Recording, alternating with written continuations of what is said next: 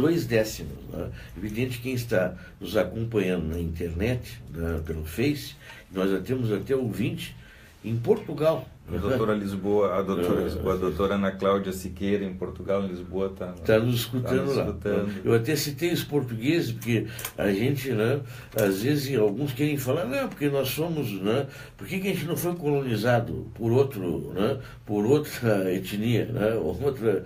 Olha, tio, o Portugal não é assim, que eu saiba, não é assim. Olha, os portugueses, antes de falar dos portugueses, brevemente, o doutor Roberto Saragoff, que é delegado na cidade de Rio Grande, está nos mandando um abraço aqui, curtindo também, e o vereador Marcos Cunha, que sempre está ligado no programa Insight. Voltando à questão e vamos aos pouquinhos, citando alguns nomes. Vamos, Leandro, falar um pouquinho dos portugueses. Os portugueses que nos colonizaram, eles foram muito mais integrados e integradores. Eles conseguiram nos manter unidos num país enorme, continental. Eles conseguiram resistir à pressão externa. Nós tivemos invasões espanholas, tivemos invasões holandesas, tivemos franceses tentando nos dividir o tempo todo. E nós não sucumbimos, graças ao apoio e à ajuda dos portugueses, que de alguma forma são muito mais unidos, digamos assim, do que os espanhóis, que são um pouco mais desorganizados nesse sentido. Os espanhóis, que poderia ter sido um outro país, da Argentina à América Central, foram divididos pelos ingleses, especialmente, em função de dinheiro, dividir para dominar. Para dominar, para poder explorar e tudo mais. Dividiram, mas sucumbiram. E os espanhóis não foram hábeis o suficientes para manterem a integridade do território, enquanto que os portugueses nos mantiveram unidos. Sou muito grato aos portugueses nesse sentido. Somos grandes graças aos portugueses, que conseguiram nos manter unidos, porque tem uma postura interna mais integradora. Sim. Então, não vamos culpar os outros pelos nossos males. Senão a gente não consegue encontrar o verdadeiro motivo, né? Não, é muito fácil projetar nos outros a complicação que é nossa. Então o problema não é na minha casa, não é na minha relação de casal, não é na minha relação com meus filhos, é nos outros que são. Nos outros. Não é assim, a vida não é assim. Dá para dizer que o consumismo gera esse tipo de loucura atrás do dinheiro e que o dinheiro vale mais do que o que está nos códigos, né? Não, o consumismo não tem vida própria. As pessoas fazem o consumismo ter características X ou Y. Na Europa, as pessoas são capitalistas também, vivem em função de compras e vendas, mas são pessoas moderadas, pessoas que prezam o seu tempo livre, que prezam o trabalhar moderadamente, que se satisfazem com salários dentro das suas necessidades, que não têm grandes ambições de morrerem multimilionários, mas querem viver indo ao museu, ao teatro, ao show, terem um tempinho para estarem juntos no final da tarde. Tem lugares que os supermercados não abrem depois de sexta-feira. Na Suíça é um exemplo, mas não é o único país da Europa que faz isso. Sexta-feira à tardinha o supermercado fecha, as pessoas se organizam e só abre segunda-feira. Como assim não vai trabalhar, não vai abrir o supermercado no final de semana? Não vai, por que vai abrir? Mas e se eu tiver que comprar alguma coisa? Compra de segunda a sexta, te organiza. Por que eu tenho que trabalhar sábado e domingo para tu poder comprar sexta-feira? Eu tenho que trabalhar para tu poder comprar as coisas no teu tempo livre, ou eu tenho que deixar de ter o tempo livre para tu teres o teu. Então, as pessoas são muito mais humanas, muito mais preocupadas com as outras. Mas tu vais deixar de ganhar? Não vou, mas esse dinheiro nem me interessa, nem é importante para mim, eu já ganho o suficiente para viver bem. Bom, são salários dignos, o que acontece é que viver bem e acumular, né, é preciso acumular. Mas acumular... Para depois manter a viver bem. Claro, dependendo do quanto acumular e como acumular, né, Newton? É que o acumular está associado com a doença. A pessoa que precisa acumular é doente. Um indivíduo, e nós vimos agora na política, um indivíduo que precisa roubar 200 milhões de dólares é um doente. Sim, mas acumular não é roubar, né, Newton? Não, já sei disso. Não, mas a cabeça é muito parecida. A maneira de botar em prática, a necessidade interna de acumular é a mesma. O indivíduo pode acumular roubando ou trabalhando. Claro que são éticas diferentes, evidentemente que são dois dois psiquismos diferentes. Sim. Mas a necessidade de acumular é a mesma. Eu posso ter 200 milhões de dólares na minha empresa e eu posso ter 200 milhões de dólares. Mas, Nilton, vamos pegar assim somas que eles falam assim toda hora, né? 500 mil reais, 1 milhão de reais, 7 milhões de reais. Bom, uma pessoa que recebe 7 milhões de reais, ela sozinha, se ela empresariar, ela vai viver e vai passar isso para os seus filhos e netos, dependendo, né? É comum, né? 7 milhões, hoje ainda é um bom dinheiro, né, Nilton? Para colocar uma empresa e tal, né? A pessoa, ela naturalmente, ela se preocupa com a geração seguinte, no mínimo, né? Olha, eu tenho visto assim, que as pessoas mais saudáveis na minha clínica, né, ao longo de muito tempo de trabalho, as pessoas fazem mais ou menos assim: quanto é que eu preciso ganhar nesse momento da minha vida, com meus filhos pequenos, ou sem filhos, para ter uma vida tranquila? Vamos supor, preciso 10 mil reais por mês. Bom, então eu vou trabalhar para ganhar 10 mil reais por mês. Mas eu tenho tempo livre, que eu poderia ganhar mais 20 mil reais. Mas eu não quero esse tempo livre. Então eu vou jogar tênis, eu vou sair para conversar com meus amigos, eu vou sair para andar de bicicleta. Sim. Eu vou ocupar esse tempo com outras coisas. Aí nascem os filhos. Bom, agora eu preciso trabalhar um pouco mais. Então, o que eu vou tirar do meu trabalho, do meu lazer, para dedicar ao trabalho? Eu preciso ganhar um pouco mais. Nascer nascer um filho ou 2 filhos, eu preciso trabalhar um pouco mais. Bom, então vou andar menos de bicicleta, vou andar de bicicleta só no final de semana, vou andar mais das 4 às 6, como eu andava todos os dias, das 4 às 7. Vou aumentar meu expediente, vou buscar um outro trabalho, vou trabalhar mais, fazer um bico aqui e ali, enfim. Aí o indivíduo passa a ganhar o suficiente, mas ele não se enlouquece, ele não vive para trabalhar. O trabalho está em função dele, não ele em função do trabalho. E desta maneira nós temos uma pessoa saudável, fazendo contas, organizando a vida, buscando maneiras de se relacionar, levando em consideração o seu dia a dia, as suas necessidades e tudo mais. O que acontece quando esses filhos crescem, entram na universidade ou são adolescentes, saem à noite, já gastam um pouco mais como gente grande? O indivíduo se organiza novamente. Depois os filhos vão para o mundo do trabalho, se formam, passam a ganhar, se independizam. Bom, já não preciso trabalhar tanto. Então o indivíduo volta a se organizar, ter mais tempo livre, vai estar mais com os amigos. São escolhas, mas qual é a escolha sadia nesse caso? Essa é uma escolha sadia. Essa é a escolha sadia. O outro que está poder saborear a tua vida. A vida é para isso. A não ser que tu queiras loucamente viver para trabalhar e ganhar, até ser o maior do mundo. Como essa coisa de Brasil que tem um pouco maior do mundo. Nós temos um pouco essa tradição histórica, digamos assim, social, de que nós temos que ser o maior do mundo. As pessoas confundem o território com os objetivos de cada um. Por que eu tenho que ser o maior do mundo? Por que eu tenho que ser o mais importante do mundo? Por que eu tenho que ser o mais rico do mundo?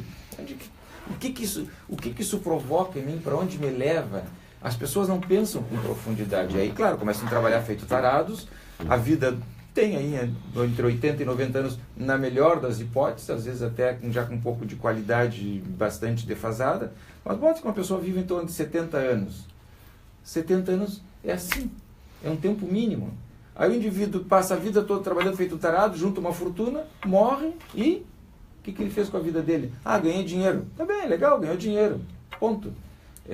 E quando ele despertou para tentar aproveitar, já estava... O que é mais importante na vida? É tu passares por essa vida, ou estares nessa vida e teres boas relações, criares bons conceitos, estabeleceres vínculos com as pessoas, que elas possam se engrandecer, crescer, subir na escadaria da vida, do ponto de vista civilizatório, que as pessoas olhem para trás e falem com orgulho de ti, meu avô, e contem histórias engraçadas ou brincalhonas, afetivas, carinhosas, lembrem de ti com carinho, que tu deixasse essas marcas na genética que foi se transmitindo de geração em geração, ou tu queres ser lembrado como corrupto, que roubou, que foi preso, que andava fugindo da polícia, que depois teve que fazer de conta que era honesto e que não pode nem dizer o nome, como os netos do Lula, agora que estava se queixando, que no colégio não podiam nem sequer dizer que tinha um sobrenome do avô, porque todo mundo dizia ladrão, ou sei lá o que, para as crianças pequenininhas.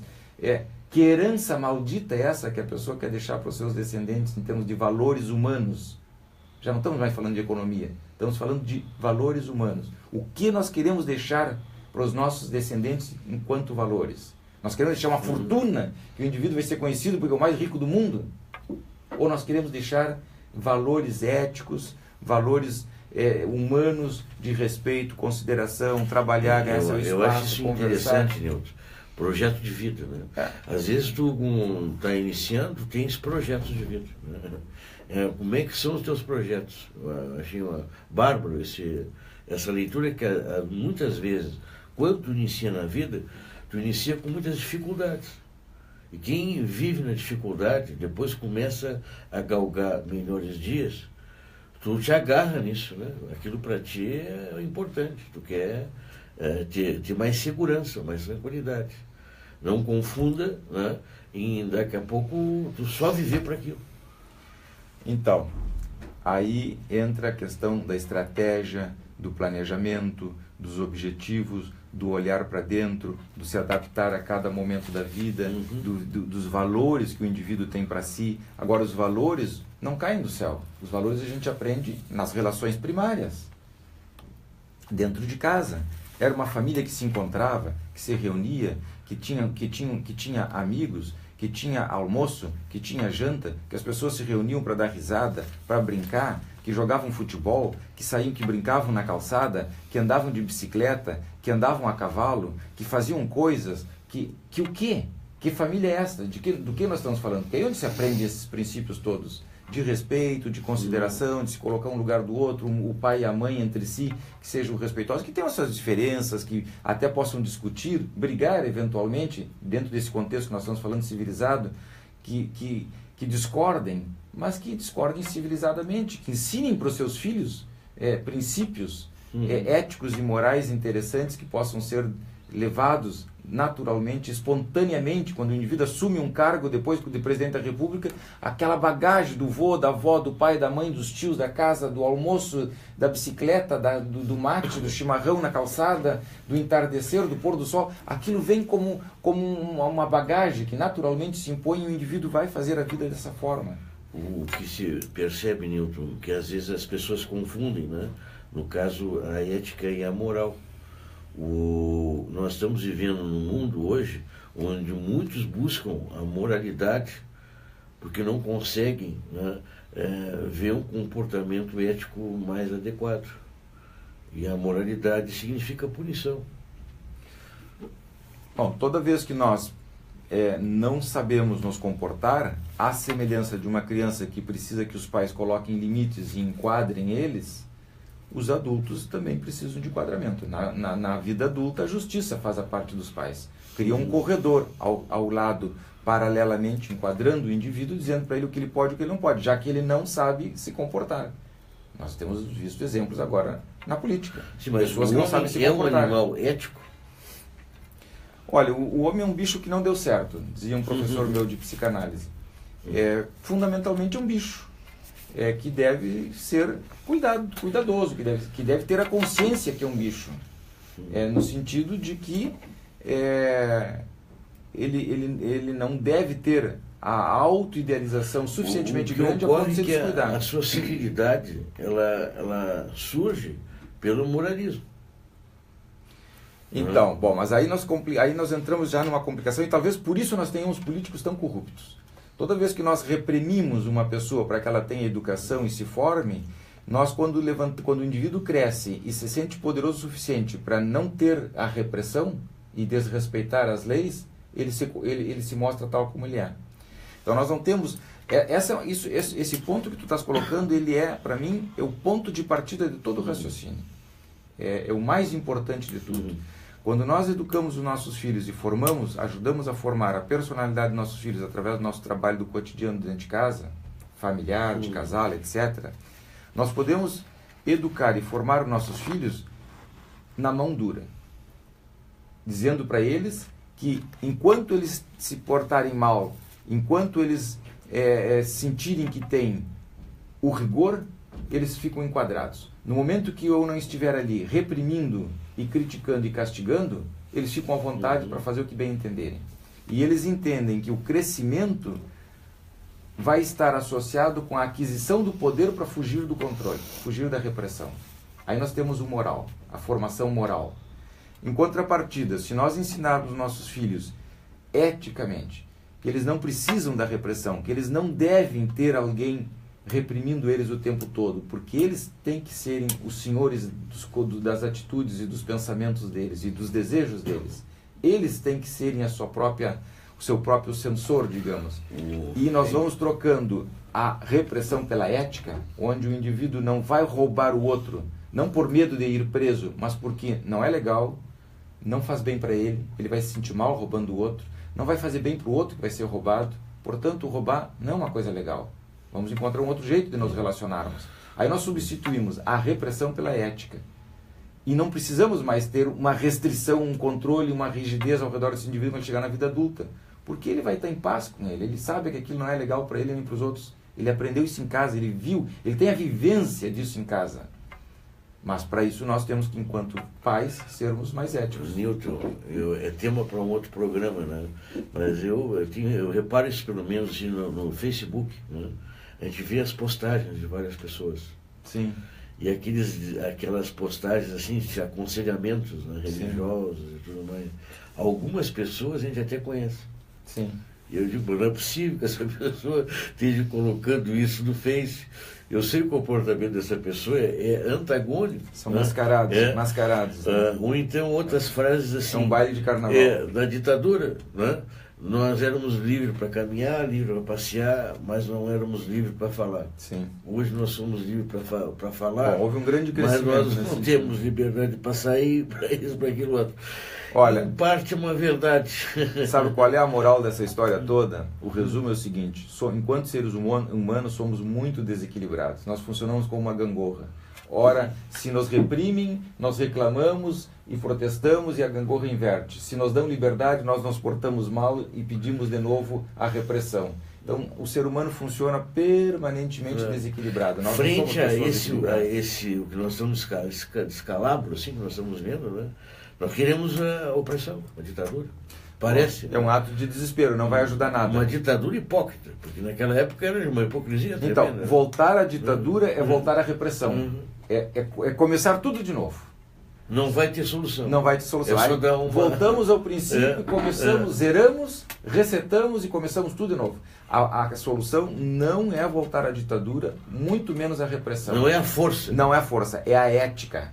É o raciocínio, é o pensar profundo, é o levar as crianças a refletirem desde pequenininho. Como eu disse outro dia da França, na questão nas escolas, nas pré-escolas na França, onde se discute com as crianças de 3 aninhos de idade sobre a imigração. E é chocante o que as crianças pequenininhas falam sobre a imigração. De todas as cores, de todas as etnias, crianças sentadinhas, brincando uma com as outras, falando do que elas entendem e o que os pais dizem em casa sobre o tema da imigração. Aí nós integramos e ajudamos as pessoas a pensar em problemas graves, sérios, profundos, desde pequenininhos. Bom, agora nós encerramos essa parte, né? E a outra parte é falar um pouco sobre um hospital, né? Hospital Clinicamp, né? Que aqui na nossa cidade. Aliás, eu tenho sempre dito assim, pobre da região que não valoriza seus hospitais. Quantos hospitais a gente já viu fechar, né? Na região sul, né? E nós precisamos, felizmente, né? Ter gente que invista em hospitais. Assim, né? É uma necessidade. Isso aí, vamos nos pedindo no Facebook, das pessoas que acompanham o programa Insight. Exato. E para nossa grata satisfação, né? É claro, o Facebook nós chegamos a Portugal, como agora mencionava ali, mas dias atrás a gente sublinhava um ouvinte em 33. No interior do Uruguai. São mais de 300 quilômetros, né? Escutando pelo rádio. Né? Isso para nós é interessante, Com né? certeza. Chegar, e é claro que a cultura uruguaia tem muitas características europeias. Sim, né? sim. Eu acho que nesse sentido o um país uruguaio avançou muito mais, né, do que o Brasil nesse sentido, né? O comportamento do uruguaio. Assim, né? é um grande ensinamento. Tá aí. Nós vamos ao intervalo, mas antes disso já anuncio, né? Já anuncio hoje está Floril aqui no nosso estúdio. Como é o seu nome? Lúcia Costa. Lúcia Costa, né? E o seu? Lia Silva. Lia Silva. Você é assistente social. Isso.